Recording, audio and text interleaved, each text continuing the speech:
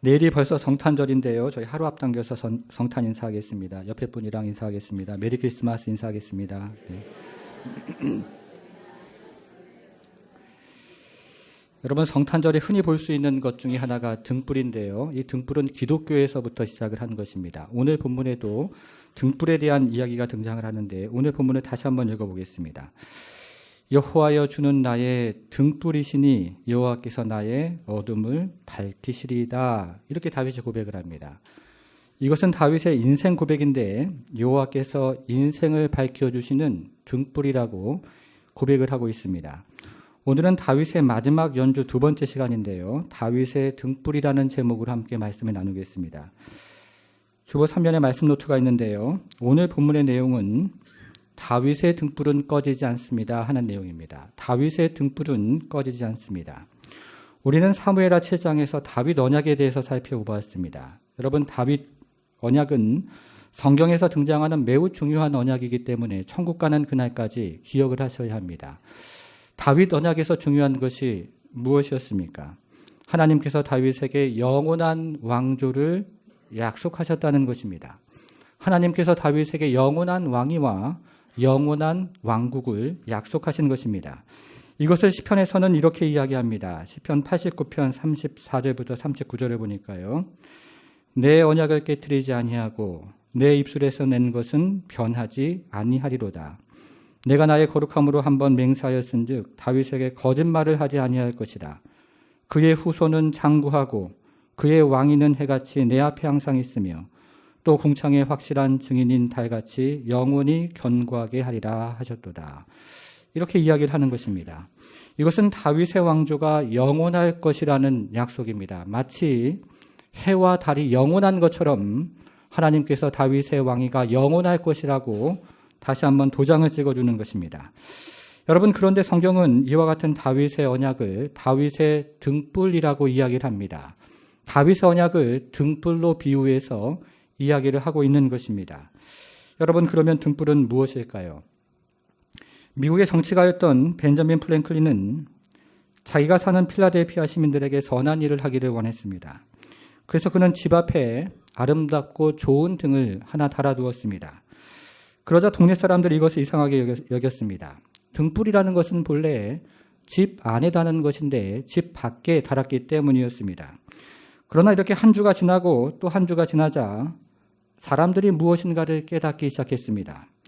등불을 집 밖에 달아두니까 밤에 다니는 사람들이 넘어지지 않고 다닐 수가 있었던 것입니다. 그래서 이것을 좋게 생각한 사람들이 한 사람, 두 사람씩 등을 밖에 달기를 시작했던 것입니다.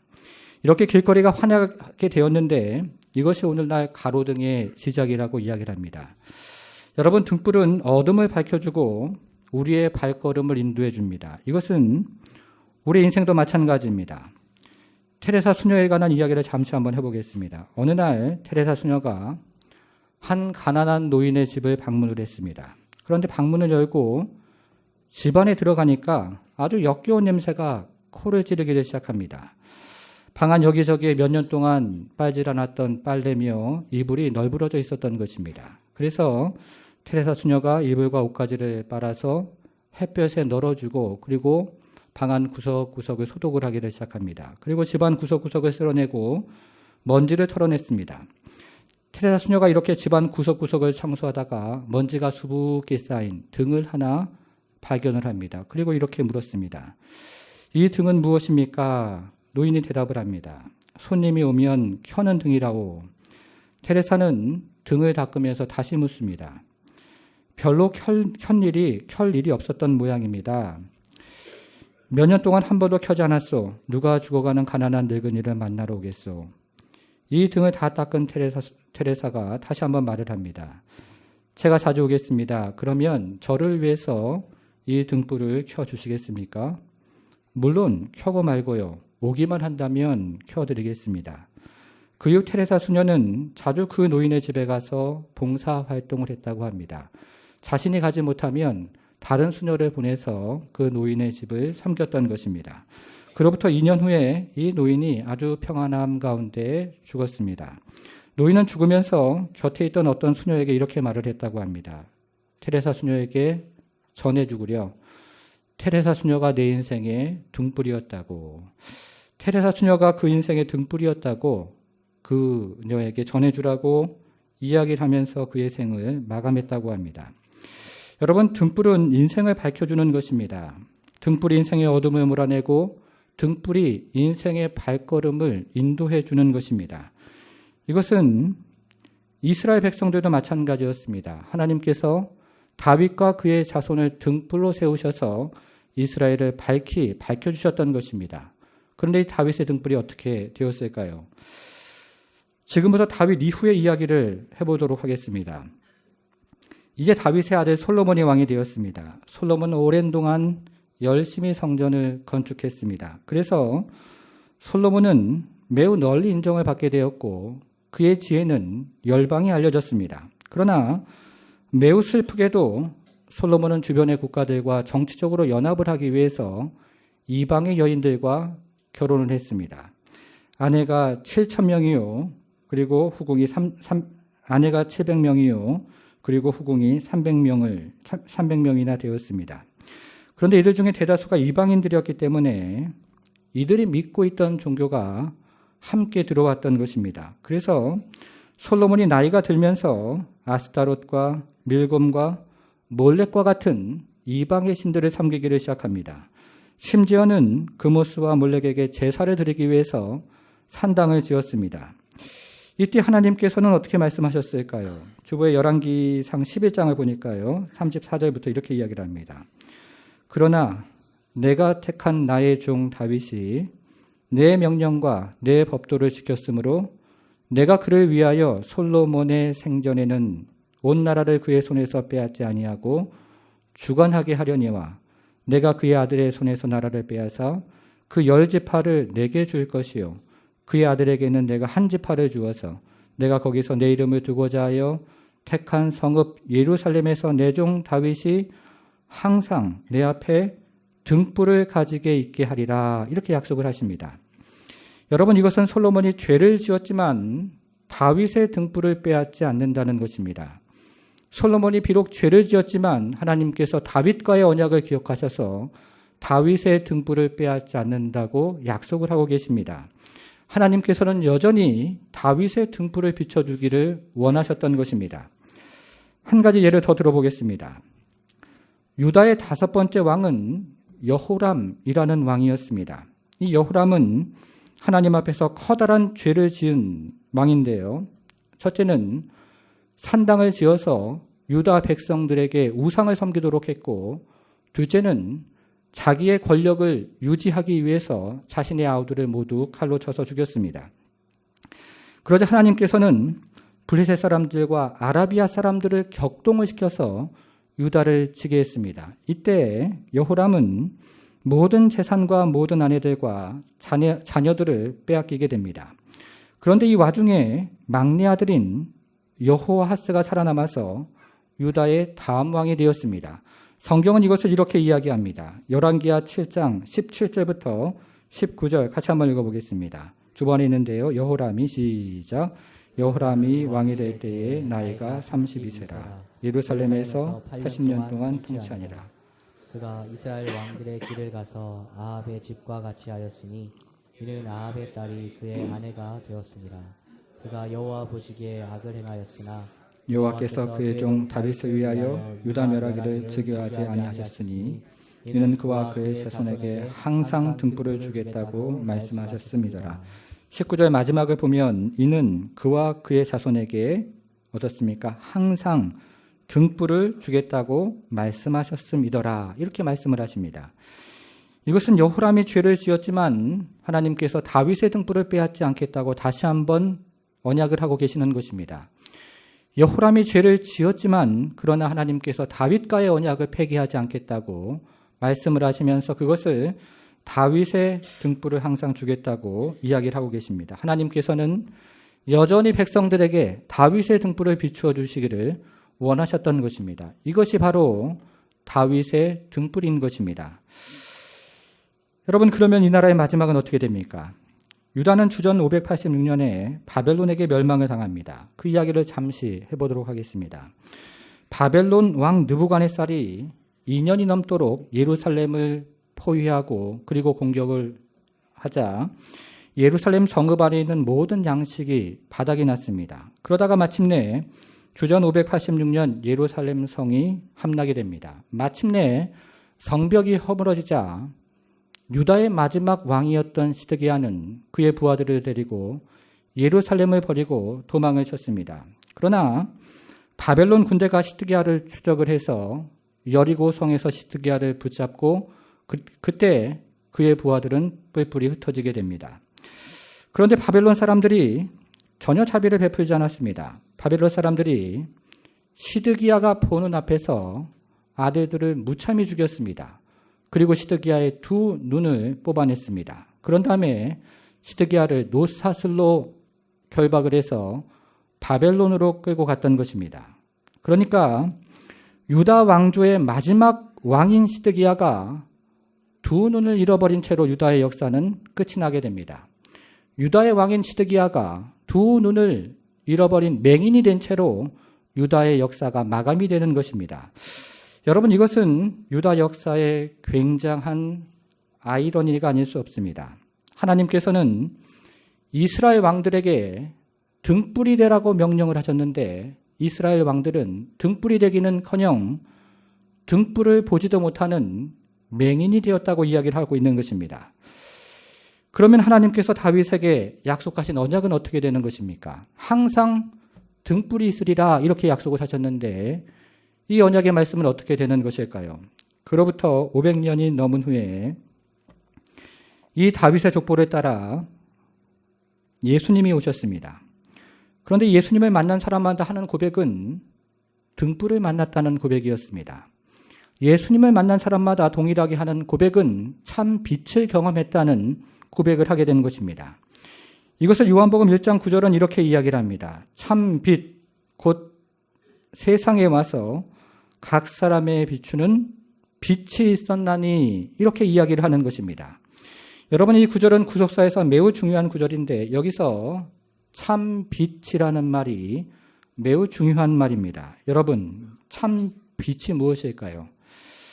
여기서 참이라는 말에는 크게 두 가지 의미가 있는데 하나는 진짜라는 의미가 있고 다른 하나는 마지막이라는 의미가 있습니다. 예를 들어 보겠습니다. 구약시대에 이스라엘 백성들이 광야에서 먹은 양식은 만나였습니다. 구약시대 때 이스라엘 백성들이 광야에서 먹은 양식은 하늘로부터 내려오는 만나였던 것입니다. 여러분, 그러면 하나님께서 하나님의 자녀들에게 주신 진짜 양식은 무엇일까요? 성경은 그것을 예수님이라고 이야기를 합니다. 하나님께서 하나님의 백성들에게 주셨던 진짜 양식은 예수님이었던 것입니다. 그러니까 만나는 모형이었고 진짜 양식은 예수님이었던 것입니다. 여러분, 이것은 등불도 마찬가지입니다. 다윗의 등불은 모형이요. 진짜 등불은 예수님이었던 것입니다. 다윗의 빛은 모형이요. 진짜 빛은 예수님인 것입니다. 그것을 설명하는 것이 요한복음 1장 9절 말씀이었던 것입니다. 여러분, 그렇다면 이 빛은 우리와 무슨 관련이 있겠습니까? 우리와 무슨 상관이 있을까요? 오늘은 두 가지로 적용을 한번 해보겠습니다. 첫 번째는 예수님은 소망의 빛으로 오셨습니다 하는 내용입니다. 예수님은 소망의 빛으로 오셨습니다. 여러분, 우리가 인생을 살아갈 때 부정적인 생각에 사로잡힐 때가 있습니다. 종종이요, 일어나지도 않는 일에 대해서 걱정을 하고 또 부정적인 생각에 사로잡힐 때가 있습니다. 우리가 흔히 사용하는 말 중에서 죽겠다는 말이 있죠. 배고파 죽겠다, 배불러 죽겠다. 또 어떻게 얘기합니까? 힘들어 죽겠다, 어려워 죽겠다. 죽겠다는 말을 자주 사용할 때가 있습니다. 또 이런 말을 사용합니다. 나는 안 돼. 내가 어떻게 하겠어. 이제는 다 틀렸어. 이런 부정적인 말을 사용할 때도 있습니다. 여러분, 그런데 이렇게 부정적인 생각에 사로잡히는 것은 우리의 연약함 때문이기도 하고 때로는 사단이 우리 영혼에 부정적인 생각을 심어주고 우리 영혼의 절망과 낙심을 심어주기 때문이기도 합니다. 여러분, 우리가 읽었던 요한복음 1장 9절을 다시 한번 보겠습니다. 1장 9절 주보안에 있는데요. 보니까 참빛 곧 어디에 왔습니까? 세상에 와서 각 사람에게 비추는 빛이 있었나. 이 빛이 세상에 왔다고 이야기를 하고 있습니다. 요한복음을 읽어보면 이 세상이라는 말이 여러 차례 걸쳐서 등장을 하는데 이 세상이라는 말이 때로는 긍정적인 의미로 사용하기도 하고 때로는 중립적인 의미로 사용이 되기도 하며 때로는 부정적인 의미로 사용이 되기도 합니다. 그런데 요한복음에 등장하는 세상이라는 말은 대부분 부정적인 의미로 사용이 됩니다. 다시 말하면 요한복음에 등장하는 세상이라는 말은 대부분 사탄의 통치를 뜻하는 말로 사용이 되는 것입니다. 그래서 요한은 사탄을 가리켜서 이 세상의 임금이다 이런 말을 여러 차례에 걸쳐서 요한복음에 기록을 하고 있는 것을 보게 됩니다. 무슨 말입니까? 이 세상의 임금인 사탄이 우리 영혼에 자주 부정적인 생각을 심어주는 것입니다.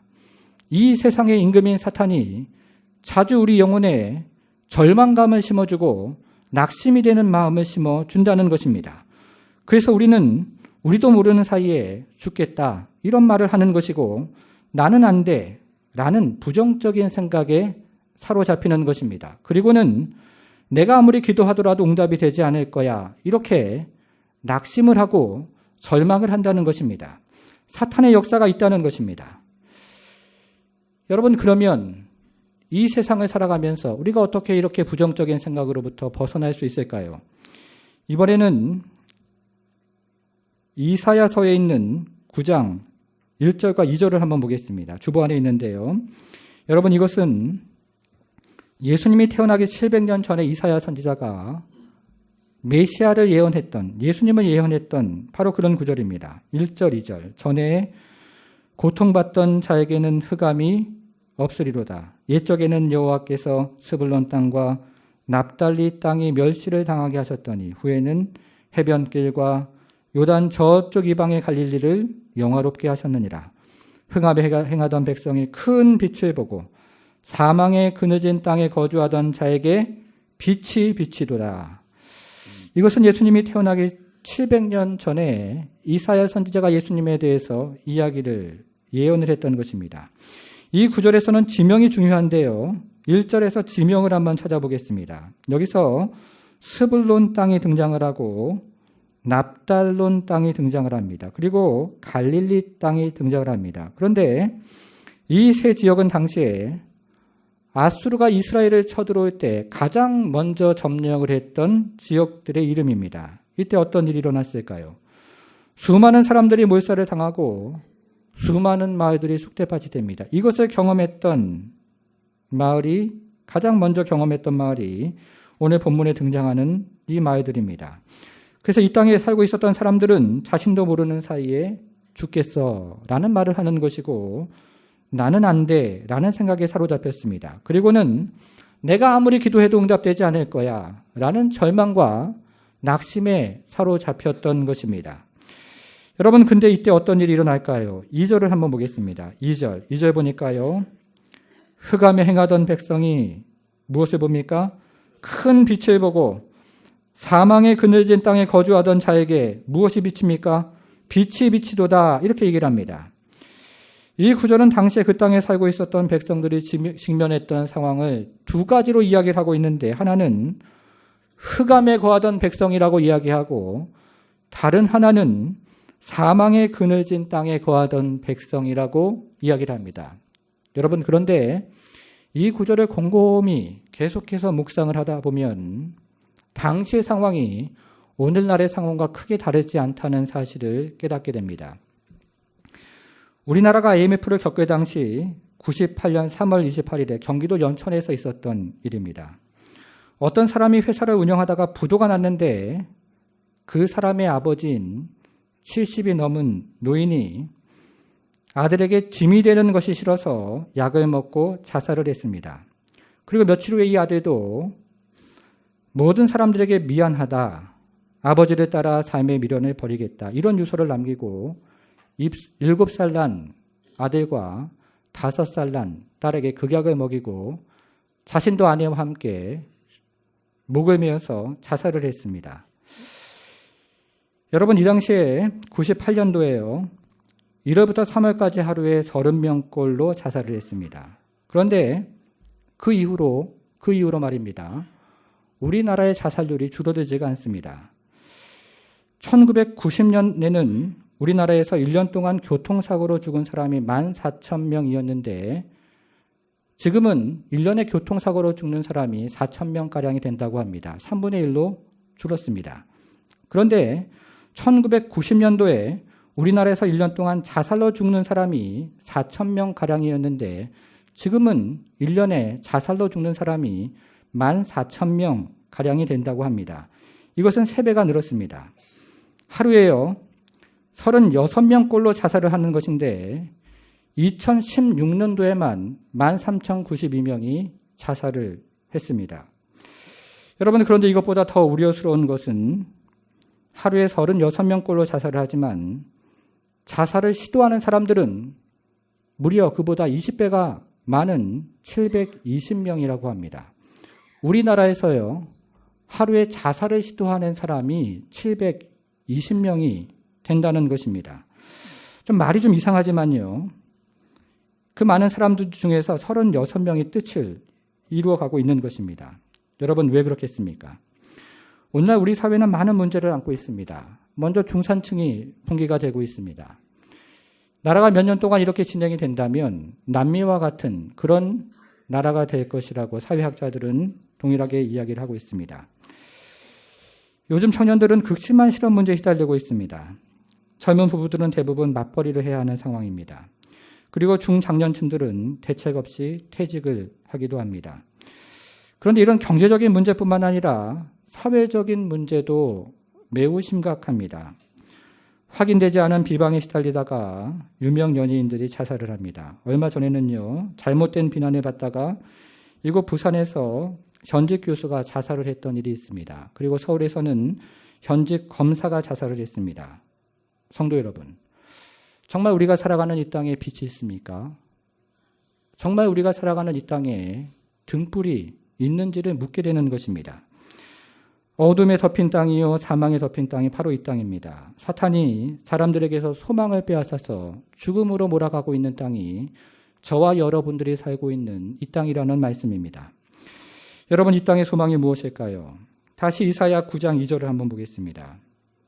여기서요, 큰 빛을 보고 라는 말을 찾아보겠습니다. 그리고 빛이 비치도다 이 말을 한번 찾아보겠습니다. 성도 여러분, 이 나라 이 민족의 진짜 소망은요, 잘 먹고 잘 사는 것이 아닙니다. 우리 인생의 진짜 소망은 잘 먹고 잘 사는 것이 아닙니다. 우리에게는 빛이 필요한 것입니다. 이 나라 이 민족에게는 참빛 대신 예수님이 필요한 것이고 우리 인생에게는 참빛 대신 예수님이 필요한 것입니다. 성도 여러분, 지금 이 나라 이 민족은 빛을 등에 지고 있기 때문에 어둠 가운데 살아가고 있는 것이고 이 땅을 살아가는 백성들도 빛을 등에 지고 있기 때문에 어둠 가운데 살아가고 있는 것 아니겠습니까? 어떻게 해야 할까요? 다시 빛을 마주 보아야 합니다. 빛 대신 예수님을 마주 보아야 하고 빛 대신 예수님 앞에 나아가야 하는 것입니다. 이 나라 이 민족이 다시 한번 주님 앞에 나아가고 긍휼을 베풀어 달라고, 하나님께서 은혜를 베풀어 달라고, 빛을 베풀어 달라고 기도하며 나아가야 하는 것입니다. 사랑하는 성도 여러분, 이 나라 이 민족이 빛 대신 예수님 앞에 나아가는 민족 되기를 소망합니다. 이 나라 이 민족이 주 앞에 나아가서 참으로 빛을 경험하며 우리 인생 가운데 빛 대신 예수 그리스도 앞에 나아가 경배하는 그런 나라 민족 인생 되기를 소망하는 것입니다.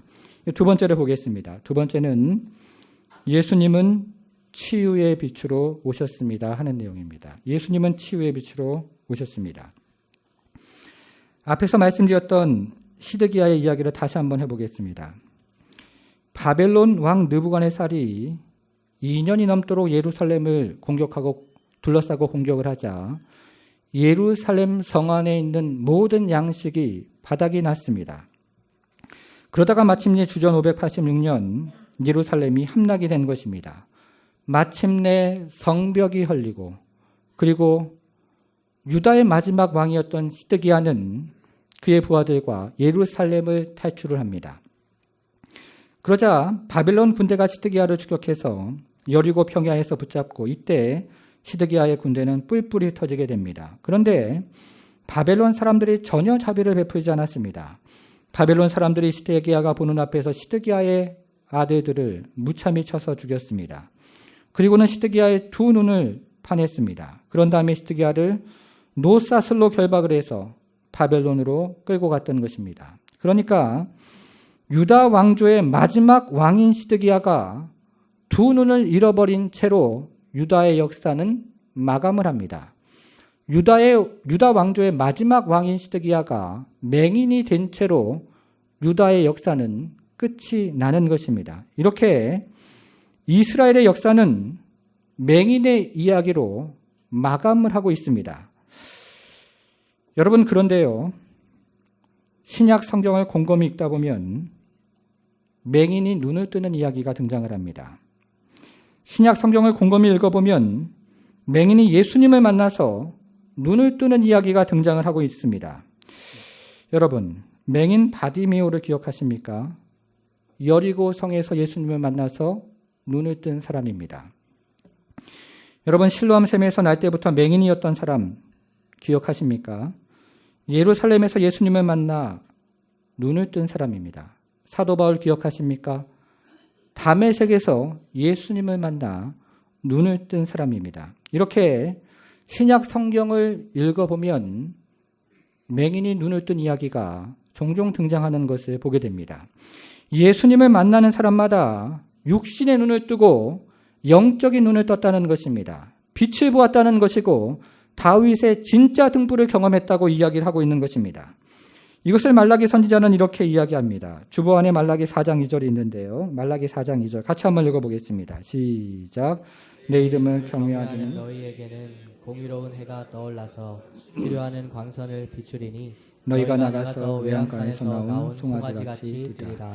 여러분, 여기서 치료하는 광선이라는 말의 표시를 한번 해보겠습니다. 치료하는 광선을 비추리니 너희가 나가서 외양간에서 나온 송아지같이 뛰리라. 이것은 예수님이 우리를 치유한다는 것입니다. 예수님의 빛이 우리의 상한 마음을 치유하고 우리의 상한 영혼을 치유하며 우리의 상한 육체를 치유한다고 이사야는 말라기는 예언을 하고 있었던 것입니다. 여러분, 이 세상에 있는 빛에는 치유의 능력이 있습니다. 얼마 전에 에딘버러 대학에서 태양빛에 대해서 이런 발표를 했습니다. 태양빛에 피부를 적당한 시간 노출을 하면 혈압이 낮아지고 심장질환과 뇌졸중의 위험성이 낮아지며 수명을 연장시킨다. 이런 발표를 했습니다. 태양빛이요, 우리의 건강을 전반적으로 향상을 시킨다는 것입니다. 그래서 제가 예배 마치고 이 계단을 올라가지 마시고 저 뒤로 햇빛 쐬고 올라가십시오라고 원고에 준비를 했는데 오늘 비가 와가지고요. 이렇게 됐습니다. 네. 여러분, 그런데요, 예수님의 빛은 더 놀라운 능력이 있습니다. 그 안에는 우리의 상한 영혼을 치유하는 능력이 있습니다. 그리고 상한 마음을 치유하고 우리의 상한 육신을 치유하는 능력이 예수님의 비단에 그 비단에 있다는 것입니다. 여러분, 아이들이 좋아하는 음식 중에 KFC 아십니까? 이 KFC 매장에 가면 수염 달린 할아버지 그림이 있는데 이 할아버지가 KFC 창시자인 해럴드 샌더스라는 사람입니다. 이 샌더스가 6살 때 아버지를 잃어버려서 그때부터 3살 된 남동생과 갓 태어난 여동생을 돌보았다고 합니다. 12살이 되었을 때에는 어머니가 재혼을 해서 그때부터는 보험을 파는 철도 소방관, 타이어 판매 직원, 주유소 직원, 안 해본 일이 없다고 합니다. 그러다가 40살이 되었을 때 켄터키주에 있는 한 마을에서 주유소에서 일을 하고 있었는데 지나가는 어떤 사람이 이 마을에는 먹을 것이 없어 하는 이야기를 듣고 그때부터 닭 요리를 개발하기로 마음을 먹습니다. 이때 닭튀김 식당을 열었는데 그 해에만요 140명이 앉을 정도로 식당이 번창을 했습니다. 그러나 이 잘 나가던 식당에 불이 났습니다. 또 그 자리에 고속도로가 지나가면서 식당이 그만 헐리게 된 것입니다. 그때부터 이 사람은 65세까지 노숙자가 되었는데 국가에서 매달 지원하는 105불의 지원금을 가지고 하루하루 연명을 하며 살아갔습니다. 그런데 이 고생이 끝이 없었습니다. 사랑하는 아들이 먼저 죽었습니다. 자신은 정신병에 걸렸습니다. 아내는 그를 떠나갔습니다. 가정도 잃어버리고 정신병까지 얻게 되었던 것입니다. 그러던 어느 날이었습니다. 샌더스 앞에 한쪽 다리가 없는 청소부가 지나갔습니다. 그런데 이 청소부가 노래를 부르면서 매우 기쁘게 청소를 하고 있는 모습을 보게 된 것입니다. 그래서 물었습니다. 당신 어떻게 그렇게 기쁘게 사십니까? 그러자 청소부가 대답을 합니다. 저는 예수를 믿어서 기쁩니다. 이렇게 대답을 했다는 것입니다. 이 말을 듣고 이 할아버지가 교회를 찾아갔는데 그때 예배당에서 찬송가 382장 너 근심 걱정 말아라. 이 찬송가가 흘러나오기를 시작합니다. 그때 샌더스가 자식도 모르는 사이에 이 찬송을 들으면서 예배당 안으로 발걸음을 옮겼습니다. 이 할아버지가 이때 은혜를 받았습니다. 이 할아버지가 그때 그 자리에서 눈물을 흘리며 회개하며 예수님을 자신의 주요 그리고 구주로 영접을 하게 됩니다. 평생 동안 돈만 바라보고 살았는데 그런 자신을 불쌍히 여겨달라고 엎드려 기도하기 시작합니다. 이렇게 한참을 기도하는데 갑자기요, 이 할아버지가 정신이 맑아지는 것을 경험을 했다고 합니다. 그래서 병원에 가서 검사를 받았는데 정신병이 완치되었다는 판정을 받게 되었습니다. 찬송가 382장 따라 부르다가 하나님께서 마음 주셔서 기도했는데 찬송 부르고 기도하다가 자신도 모르는 사이에 정신병이 완전히 완치가 되었던 것입니다. 그 이후로 하나님께서 지혜 주셔서 사업가가 된 것입니다. 성도 여러분, 빛 대신 예수님이 정말 치유를 하시는 것입니다. 빛 대신 예수님께서 우리의 상한 마음을 치유해 주시는 것이고 빛 대신 예수님께서 우리의 상한 영혼을 치유해 주시는 것입니다. 빛이 우리 마음 가운데 비치면요, 어떤 일이 일어납니까? 어둠이 물러가는 것입니다. 그리고 우리 마음 가운데 있는 부정적인 생각들이 물러가고 절망과 그리고 실망하는 마음이 물러가는 것을 경험하게 되는 것입니다. 사랑하는 성도 여러분, 이것은 우리 교회를 다니는 성도들뿐만 아니라 우리가 살아가는 이 세상, 이 나라도 마찬가지인 것입니다. 이 땅 가운데 얼마나 짙은 어둠이 있습니까? 얼마나 짙은 암흑 같은, 칠흑 같은 어둠이 이 땅 가운데 도사리고 있는지 모르겠습니다. 이제 내일이면 성탄절인데요. 이 성탄의 기쁨이 이 나라 이 민족 가운데 임하고 참빛 되신 예수님께서 이 나라 이 민족 가운데 임해서 이 나라 이 민족이 정말 밝아지고 정말 환해지고 정말 주님께서 주시는 소망과 그리고 은혜를 가지고 살아가는 그런 복된 나라 민족 되기를 바랍니다.